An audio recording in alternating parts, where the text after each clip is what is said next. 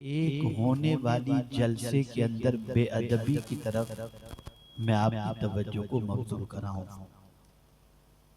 क्या वजह है कि जलसों के बाद जिंदगियां नहीं बदल रही। लाखों रुपए खर्च किए जाते हैं, शायद कोई नमाजी बनता हो, शायद कोई गुनाह छोड़ता हो। उसकी सबसे बड़ी वजह यह है कि इन महफिलों में जो अदब बजा लाना चाहिए वो अदब नहीं बजा लाते। जिन महफिलों में मासूम फरिश्ते तलाश करके शरीक होते हों, उन महफिलों में हमारी कौम हट जा, क्या कर रहा है, बैठ जा, ये कर वो कर, यानी यहाँ बात चल रही है अल्लाह रसूल की और वो बात कर रहा है अपनी। तो जो कौम अपनी बात को इतनी अहमियत दे रहा हो कि नबी की बात को भी फौकियत न दे, उस कौम की जिंदगी क्या बदलेगी। मैं देखता हूँ हमारे यहाँ वहां भाई जो है, भाई इधर बैठ जाए, हट जाए, क्या है ये सब। ये कोई मामूली महफिल है। इन्हीं महफिलों से तकदीर संवरा करती हैं। और बाज मर्तबा तो महफिलों में जिक्र करने वाले मुकद्दस हों और शरीक होने वाले भी मुअद्दब हों, तो उनको ऐसी महफिलों के अंदर हुजूर की जियारत भी नसीब हो जाए। अब अगर मैं इस वक्त हाथ उठवा कर पूछूं कितने लोग बेवजू हैं और कितने लोग बावजू, सब मामला खत्म हो जाएगा। मुझे हैरत हो रही है कि हमने इन महफिलों का हाल क्या बना रखा है। ऐसा लगता है बसा औकात के तफरी के लिए हम आ जाते हैं। और अब तो बाज देहातों में जब जलसे मुनक्किद किए जाते हैं तो उसमें बाकायदा मेले जैसा इंतजाम रहता है कि खिलौने की गाड़ियां लगती हैं, कपड़ों की गाड़ियां लगती हैं, ये सारी चीजों का इंतजाम रहता है कि आओ और एंजॉय करके जाओ। जिस कौम के अंदर दीन भी खेल कूद बन जाए और तफरी बन जाए, वो कौम क्या तरक्की करेगी।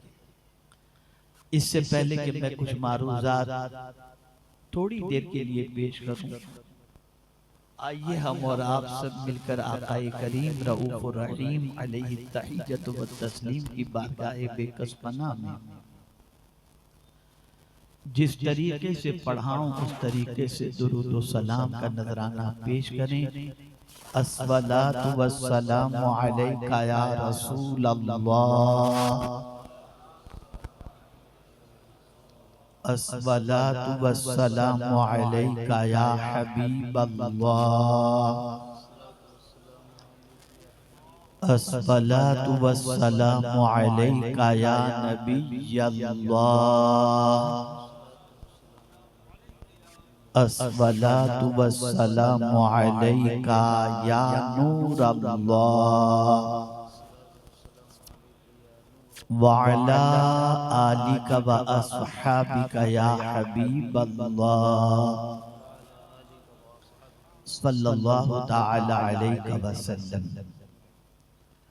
हज़रत अबू उमामा रदी अल्लाह तआला अन्हु ने हुजूर सल्लल्लाहु अलैहि वसल्लम से पूछा, मल ईमानो या रसूल अल्लाह सल्लल्लाहु तआला अलैहि वसल्लम।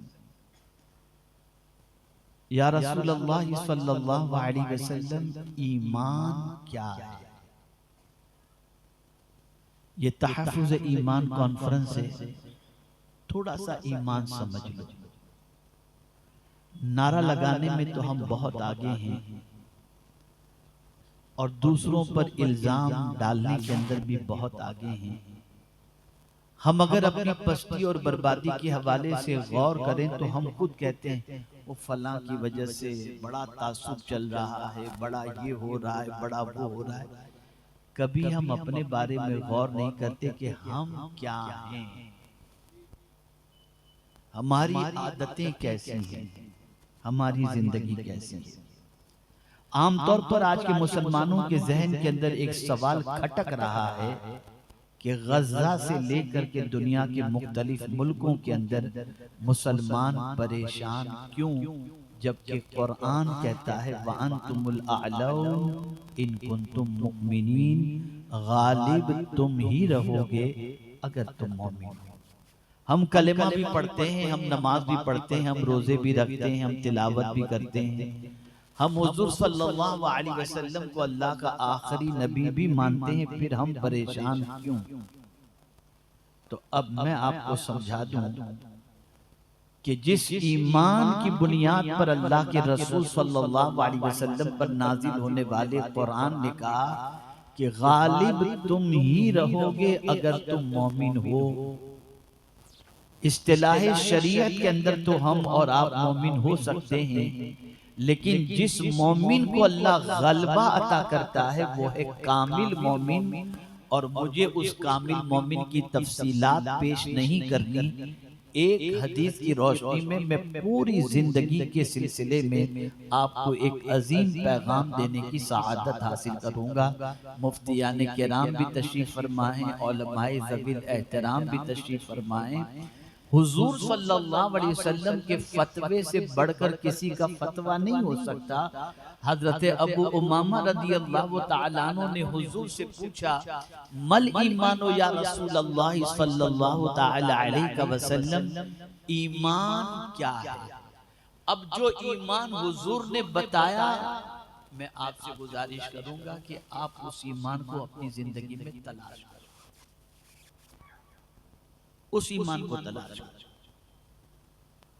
आकाए करीम सल्लल्लाहु अलैहि वसल्लम ने इरशाद फरमाया, इज़ा सर्रतका हसनतुक वसाअतका सय्यअतुक फअंत मुमिन। आकाए करीम सल्लल्लाहु अलैहि वसल्लम फरमाते हैं, जब तेरी नेकी तुझे खुश कर दे और तेरा गुनाह तुझे बेचैन कर दे, बस तू मोमिन है। सुभान अल्लाह, सुभान अल्लाह। नेकी करने के बाद खुशी हो और गुनाह हो जाए तो खाना छूट जाए, गुनाह हो जाए तो नींद उड़ जाए, गुनाह हो जाए तो कोई चीज में दिल न लगे, गुनाह हो जाए तो करवटें बदलते रहें, गुनाह हो जाए तो बेकरार होते रहें, गुनाह की वजह से किसी तरह से हमें करार न हो। अगर ये हमारी कैफियत बन जाती है तो कोई आपके बारे में कुछ भी फतवा दे, हुजूर का फतवा आपके लिए मोमिन का है। सुभान अल्लाह, सुभान अल्लाह। नेकी खुश कर दे, तवज्जो चाहूंगा, नेकी खुश कर दे। मस्जिद में आदमी नेकी करने ही जाता है ना, लेकिन जिस आदमी की पोजीशन ऐसी हो कि तरावी में हाफिज कुरान पढ़ता हो और रियायत करता हो तजवीद की, और कौम को ये चीज अच्छी न लगे और इससे खुश न हो, तो मुझे बताइए उसका ईमान कितना है और कैसा है। नमाज के लिए मस्जिद में जाए तो ये सोचे कि जल्दी इमाम साहब सलाम फेरे और मैं बाहर भागूं, उसका ईमान कितना है। आप मुझे बताइए, हमारी कौम का मिजाज तो नेकी करने में शर्म का बन चुका है कि अगर आज के सरमाएदार से और दुनियावी तालीम याफ्ता से कहा जाए कि बैठ करके पानी पियो, तो सरमाएदारों के सामने बैठकर पानी पीने में वो झिझक महसूस करता है कि कहीं दुनिया उसे बैकवर्ड न कहे। जिसे नबी की अदाओं पर अमल करने में शर्म महसूस होती हो और वो कहता भी हो कि मैं नबी का गुलाम हूँ, उस बंदे की कैफियत और उसको इज्जत और तरक्की अल्लाह कहाँ से अता कर सकता है। आप जरा सोचो, हज़रत अबू दरदा रज़ियल्लाहु ताला अन्हु जब भी लोगों से मिलते तो मुस्कुराते हुए मिलते। उनकी बीवी ने एक रोज कहा कि आप अजीब आदमी हो, जिस किसी से मिलते हो मुस्कुराते हुए मिलते हो, हंसते ही रहते हो आप, कहीं दुनिया आपको बेवकूफ न समझे। तो हजरत अबू दरदा ने जवाब में इरशाद फरमाया, मेरे मुस्कुराते हुए मिलने पर दुनिया मुझे क्या कहती है मुझे उसकी परवाह नहीं, मैंने तो मदीने के ताजदार को जैसा देखा था वैसा कर रहा हूं। सुभान अल्लाह, सुभान अल्लाह, सुभान। दुनिया की परवाह छोड़ दी तो नतीजा ये था कि ये जहां चले जाते थे कामयाबियां बढ़ करके उनके कदमों का बोसा लिया करती थी। मुसलमानों, हम कैसे हुजूर के मानने वाले हैं कि हुजूर ही की अदा पर अमल करने में हमें शर्म आती है। हम डरते हैं, हम झिझकते हैं, हम घबराते हैं। मेरे प्यारे आका सल्लल्लाहु ताला अलैहि वसल्लम के प्यारे दीवानों, हजरत अब्दुल्लाह इब्न उमर रज़ी अल्लाह ताला अन्हुमा जब हज के लिए रवाना हुए तो सहाबी रसूल से पूछा कि जरा मुझे ये बताओ कि सरकार सल्लल्लाहु अलैहि वसल्लम हज के लिए जब तशरीफ ले गए थे तो कहां कहां हुजूर सल्लल्लाहु अलैहि वसल्लम ने पड़ाव डाला था, कहां रुके थे, किस जगह पर रुके थे, ताकि मैं सफर में भी अपने नबी की सुन्नत पर अमल कर सकूं। सुभान अल्लाह। एक मकाम बताया गया, एक गार वाली जगह बताई गई और बताया गया कि हुजूर सल्लल्लाहु अलैहि वसल्लम यहाँ उतरे थे और यहाँ सरकार सल्लल्लाहु अलैहि वसल्लम ने 2 रकात नमाज अदा की थी। अब वहाँ पर यानी उस जमाने में वहाँ पर मस्जिद बन चुकी थी, तो उनको बताया गया कि अदा सरकार ने यहाँ नमाज फरमाई थी, लेकिन इस जगह पर इसकी निस्बत से ये मस्जिद बन चुकी है। हजरत अब्दुल्ला इब्न उमर रज़ी अल्लाह ताला अन्हुमा मस्जिद में जाकर नमाज नहीं पढ़े। लोगों ने कहा हुजूर अल्लाह का घर बहुत आलीशान बन चुका है, वहां जाकर नमाज पढ़ो। फरमाते उसकी अजमत अपनी जगह पर, लेकिन वहां हुजूर के कदम तो नहीं लगे थे ना, कदम तो यहाँ लगे थे जहां हुजूर के कदम लगे थे और हुजूर ने नमाज अदा फरमाई थी। मैं तो अपने नबी के तरीके पर ही अमल करूंगा। सुभान अल्लाह, सुभान अल्लाह। सिद्दीक़ अकबर रज़ी अल्लाह ताला अन्हु की हयात तैयबा को देखें। उम्मुल मोमिनीन हज़रत आयशा सिद्दीक़ा रज़ी अल्लाह ताला अन्हा से पूछते हैं, आयशा ये बताओ हुजूर के कफन मुबारक में कितने कपड़े रखे गए थे? पूछा अब्बा जान ये सवाल पूछने की वजह, तो कहते हैं मैं चाहता हूँ जिंदगी हुजूर की सुन्नत पर अमल करने में गुजरी, कफन में भी मैं अपने नबी के तरीके पर अमल करना। सुभान अल्लाह, सुभान अल्लाह। ये इश्क था, ये जज्बा था। वो नेकी करके खुश होते थे, वो सुन्नत नबवी सल्लल्लाहु अलैहि वसल्लम पर अमल करके खुश होते थे। और आज का नौजवान डांस करके खुश हो रहा है, फटी हुई जीन्स पहन करके खुश हो रहा है, हाथों के अंदर संकली और जंजीर पहन करके खुश हो रहा है। क्या हो गया इस कौम को? कहां जा रही है हमारी कौम? मेरे प्यारे आका सल्लल्लाहु अलैहि वसल्लम के प्यारे दीवानों, अपनी तबाही के जिम्मेदार हम खुद हैं। दुनिया ने हमें तबाह नहीं किया, हमने अपने आप को खुद तबाह किया है। और अगर हम चाहते हैं कि हमारे हालात संवर जाएं, तो कुरान के फॉर्मूले पर अमल करो, इन्नल्लाहा ला युगय्यिरु मा बिकौमिन हत्ता युगय्यिरु मा बिअनफुसिहिम। जब तक कि हम खुद चेंज नहीं होंगे, हमारे हालात नहीं बदल सकते, नहीं बदल सकते, नहीं बदल सकते। मेरे पास टाइम इतना तवील नहीं है, बल्कि मैं तो सैयद साहब से माजरत चाहूंगा कि ज्यादातर लोग तो आपको सुनने आते हैं, हम तो सिर्फ खाना पूरी वाले लोग हैं। माशाअल्लाह अल्लाह ने बड़ी मकबूलियत अता फरमाई है और लोग सुनते हैं, ज़ौक़ व शौक़ से आते हैं। कुछ लोगों की जिंदगियां बदलती हैं, लेकिन अब इनका जो है वो इनकी आदत है कि मैं आ जाता हूँ तो बैठ जाते हैं, न मैं सुन पाता हूँ न पब्लिक सुन पाती है। और जाना भी है चूंकि जरा जल्दी, इसके लिए थोड़ा सा, और मैं आपकी शिरकत पर और आपके आने पर आपको हदिये तबरीक पेश करता हूँ कि बारिश और चिकड़ हो जाने के बावजूद भी माशाअल्लाह आप आए हैं, बैठे हैं और सुन रहे हैं। तो पहली चीज एक दस्तूर बना लो, जब कभी आपकी जिंदगी से कोई अच्छा काम हो जाए, खुशी महसूस करो, अल्लाह तेरा शुक्र, तूने मुझे नेकी की तौफीक अता फरमाई, तेरा बड़ा करम है कि तूने मुझे ये काम की तौफीक अता फरमाई। जब जब नेकी आपसे हो, आप अंदर से खुश हो जाए, अंदर से फरहत महसूस करें। ये नहीं कि यार कहाँ मेरा इतना टाइम चला गया, मैं जाकर के इतना बैठ गया और ये हो गया, मस्जिद में फंस गया था, उठ के निकल भी नहीं सकता था। ये सब जो सारी चीजें हैं ना, इसको निकालो। कहाँ बैठे थे? अल्लाह के घर में बैठे थे। अरे मियाँ, हर किसी को अल्लाह अपना मेहमान नहीं बनाता। सुभान अल्लाह। आप जब किसी को जल्दी से अपना मेहमान नहीं बनाते,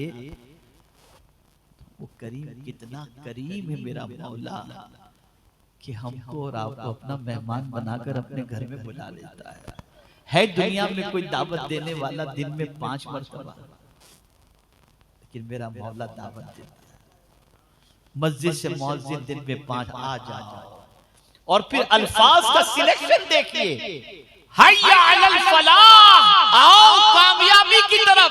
कामयाबी मिलेगी तो मेरे घर में मिलेगी, और सिर्फ यही की नहीं, वहां की भी मिलेगी और यहाँ की भी मिलेगी।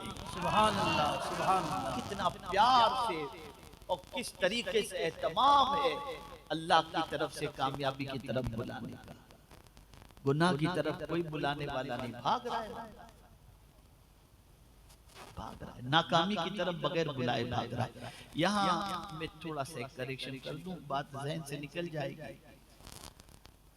मुसीबतें, मैं आज आया हूँ यहाँ पर तो कई लोग मुझसे मिलने के लिए आए और कई लोगों ने अपनी परेशानियों की शिकायत की। हज़रत दुआ कीजिए अल्लाह सबकी परेशानियां करे, लेकिन कुरान ने एक ज़ाब्ता दिया है, इस्ताईनु बिस्सब्र वस्सलाह, सब्र और नमाज से मदद तलब करो। बड़ा अजीम नुक्ता हमारे उलमा तशरीफ फरमाए, मेरी गलती होगी तो इस्लाह फरमा देंगे। करबला में यही हुआ, इमाम हुसैन ने सब्र और सलाह से मदद मांगी। सब्र और सलाह, मैं सिर्फ 2 लफ्जों में वक्त नहीं है, मैं समझा दूं, इंशाल्लाह आपका ईमान ताजा होगा। सब्र इतनी बड़ी ताकत का नाम है कि सब्र इंसानों के सामने गिरने नहीं देता। अल्लाह बेशक, सब्र इंसानों के सामने गिरने नहीं देता, और सब्र करने वाला जब खुदा के सामने गिर जाता है तो अल्लाह उसे उठा लिया करता है। वाह, नारे तकबीर, नारे रिसालत। बंदे तू सब्र कर, और जब तू सब्र करके तुझे लगे कि मैं नहीं जो है सब्र कर सकूंगा, तो किसी के सामने मत झुक, नमाज पढ़, मेरी बारगाह में झुक जा, मैं तुझे उठा दूंगा। आज सदियां गुजर गई, सब्र और सलात के पैकर इमाम हुसैन को अल्लाह ने इतना उठाया कि पूरी दुनिया मिलकर गिराना चाहे तो नहीं गिरा सकती। वाह वाह वाह, सुभान दुनिया सब्र भी छोड़ दी और सलात भी छोड़ दी और हमारी दुआओं पर भरोसा कर। कुछ तुम भी तो करो यार। एक साहब ने मुझसे कहा कि हजरत रोजी के लिए आप दुआ करें। मैंने कहा मैं एक तावीज, एक नुस्खा दे देता हूं रोजी।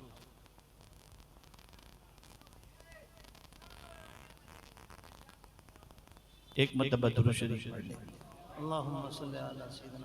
अल्लाहुम्मा सल्ली अला सय्यिदिना व मौलाना मुहम्मदिन मअदनिल जूद वल करम व आलिहि व अस्हाबिहि व बारिक वसल्लम। तवज्जो चाहूंगा, तवज्जो चाहूंगा, तवज्जो चाहूंगा। देखिए एक नुस्खा आता है, उलमा और मशाइख के पास भी आप तावीज़ लेने के लिए जाते हैं, कोई प्रॉब्लम की बात नहीं है। अगर कोई बाअमल आदमी दीन और आमिल है, आप जाइए। लेकिन अल्लाह के फरमान और उसके तावीज़ से, तावीज़ को क्या कहेंगे, उसके इरशाद से बड़ा तो किसी का इरशाद नहीं हो सकता ना। आपको अगर रोजी में तंगी है तो मैं फॉर्मूला दे रहा हूँ और चैलेंज के साथ कहता हूँ कि अगर आपकी रोजी में बरकत न हो तो आप जो सजा देना चाहें मुझे सजा दें। मैं नुस्खा दे रहा हूँ। कुरान कहता है वअमुर अहलक बिस्सलाह, सुभान अल्लाह, वस्तबिर अलैहा, ला नसअलुका रिज़्क़ा नहनु नरज़ुकुक वाह वाह अल्लाह फरमाता है अपने घर वालों को नमाज का हुक्म दो सुभान और खुद भी नमाज के पाबंद बन जाओ। अल्लाह फरमाता है मैं तुमसे रोजी नहीं मांगता, मैं तुमको रोजी अता करूंगा। सुभान अल्लाह। ये रब वादा कर रहा है और परवरदिगार इन्नल्लाह ला युखलिफुल मिआद, अल्लाह वादा खिलाफी नहीं फरमाता। यहाँ हम चाहते हैं बच्चा तो नमाज के लिए जाए, हम बैठ के सिगरेट पीते हैं। क्या फायदा जलसे मुनक्किद करके नहीं सुधरना नहीं संवरना, तो क्या फायदा। बड़ा अच्छा लगा, बड़ा मजा आया, बहुत अच्छा जलसा था, कितना लोग पब्लिक बहुत ज्यादा माशाअल्लाह, उलमा बहुत ज्यादा, लेकिन हम जैसे थे वैसे ही रहेंगे। बदलो चेंज करो अपने आप को। कुरान तुम्हें आवाज दे रहा है कि मेरी बातों को मानो, मुझ पर अमल करो, जो कुछ तुम तक पहुंचाया जाए। तो अर्ज ये कर रहा था, नेकी की जब जब अल्लाह तौफीक दे खुश हो जाओ, नेकी करके कभी अफसोस न करना। और अगर नेकी करने के बाद खुशी हो, जैसे कि सिद्दीक़ अकबर को हुई, जब गज़वे तबूक के मौके पर सब कुछ लाकर हुजूर की खिदमत में पेश कर दिया, तो आज का मामला देखिए, अगर फंड रेजिंग का प्रोग्राम हो, 10 सेठों को बुलाया जाए तो उसने 25 लिखा है, तो बोले यार मैं भी 25 लिखा देता हूँ, चलो मैं 30 लिखा देता हूँ, वरना लोग क्या सोचेंगे। और फिर लिखाते लिखाते अगर किसी ने 1 लाख लिखा दिया तो घर पे जाकर के बोलेगा मैं तो आज फंस गया था, मजबूरन 1 लाख रुपए लिखा कर आना। खुशी नहीं, खुशी नहीं। लेकिन मैं हैरान हूं या अल्लाह, पैगंबर रहमत सल्लल्लाहु अलैहि वसल्लम सिद्दीक़ अकबर से पूछते हैं अबू बकर क्या लाए हो? सब कुछ तो पेश कर दिया, घर में क्या छोड़ कर आए? अल्लाह और उसके रसूल। तवज्जो चाहूंगा, नफ्सियात को समझें आप, नफ्सियात को, साइकोलॉजी को समझें। जिब्रील अमीन हाजिर होते हैं और हाजिर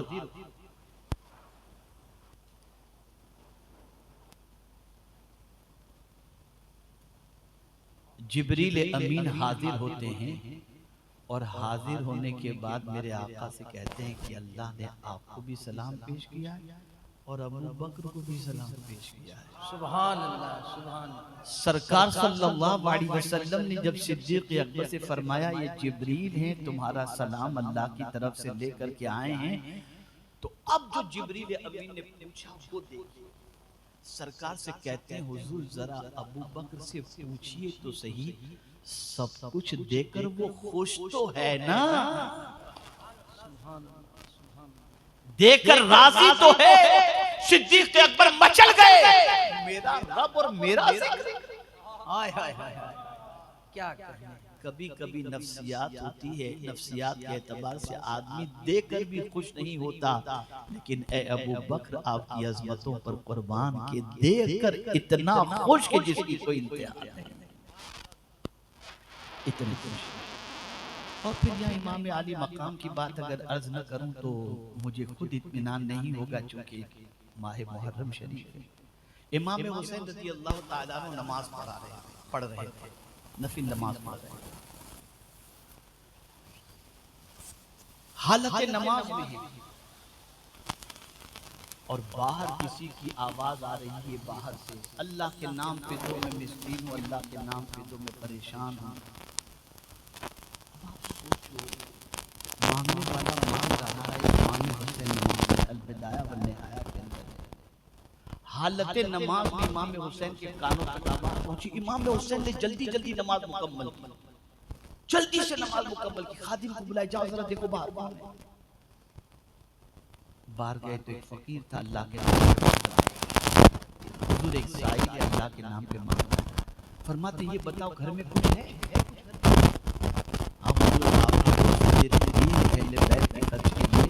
वो पढ़े, कल जल्दी ले जाओ, जल्दी से इसको दे दो। अहले बैत से भी ज्यादा जरूरत मैं पूछना चाहता हूँ ए रसूल आज़म सल्लल्लाहु अलैहि वसल्लम के दीवानों, ये देखकर इमाम हुसैन को कोई तकलीफ हुई? नहीं, इमाम हुसैन बहुत खुश हुए। अरे जो अपने बच्चे को दीन के नाम पर देख के खुश हो रहा हो, उसकी अजमतों को कितना जितना सलाम पेश किया जाए उतना कम है। नेकी करके कोई अगर शर्माना है तो गुनाह करो। आकाए करीम सल्लल्लाहु अलैहि वसल्लम फरमाते जिसकी नेकी उसको खुश कर दे और गुनाह बेचैन कर दे। यहाँ गुनाह बेचैन नहीं कर रहा, रोज रात गंदगी से आंखों को नापाक करते हैं। कोई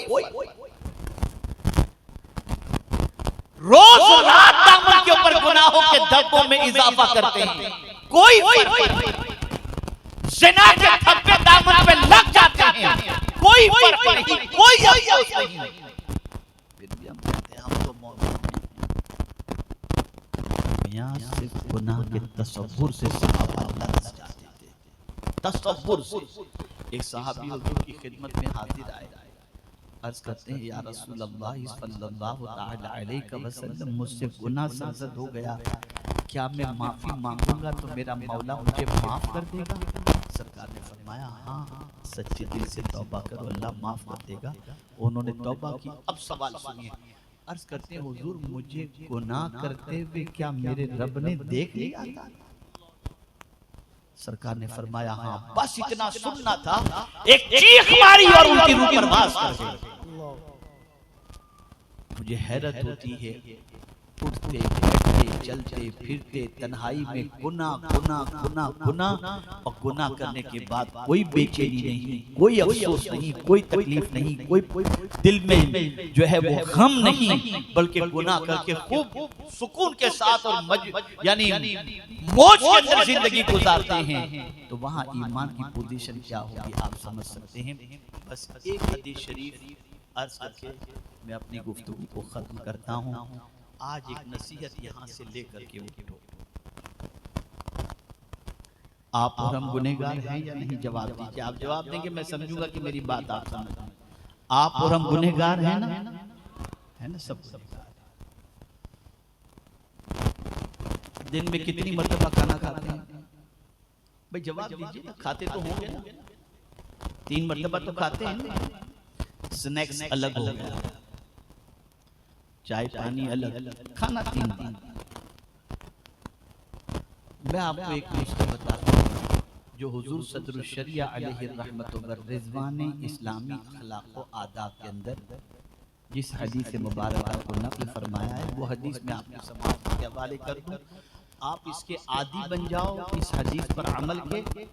घर वालों को, बच्चों को, रिश्तेदारों को, सबको जहाँ बैठो वहाँ ये हदीस बयान कर दिया करो खाने के टाइम पर।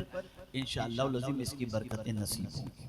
सुन लो, इस्लामी अखलाक व आदाब में हुजूर सदरुल शरिया अलैहि रहमतुल्लाह ने एक हदीस मुबारक नक़ल फरमाई, और वो ये है कि आकाए करीम सल्लल्लाहु अलैहि वसल्लम ने फरमाया, जो शख्स खाने से पहले बिस्मिल्लाह पढ़ ले, खाने से पहले बिस्मिल्लाह पढ़ ले, और दस्तरखान पर से खाने के उठने से पहले अल्हम्दुलिल्लाह पढ़ ले, अल्लाह उसकी मग़फ़िरत फरमा देता है। अमल करेंगे इस पर इंशाअल्लाह। हेवी डोज नहीं दे रहे, खाए बगैर रह नहीं सकते, तो खाने से पहले बिस्मिल्लाह पढ़ो, खाने के बाद अल्हम्दुलिल्लाह पढ़ो। इतना भी अगर आज की नशिश में आने के बाद आपने सीख लिया और इस पर अमल किया, तो मुझे उम्मीद है कि आगे भी दूसरी बातों पर अमल का जज्बा आपके अंदर इंशाअल्लाह पैदा होगा। अल्लाह ताला मुंतज़िमीन इजलास जलसा को और हाज़रीन को और जितने भी उलमा मुफ्तियान के नाम तशरीफ फरमाए सबको दारैन की सआदतों से मालामाल फरमाए। हम बहुत ही माजरत चाहते हैं कि तफसीली गुफ्तगू आपके सामने न कर सके, वक्त की किल्लत और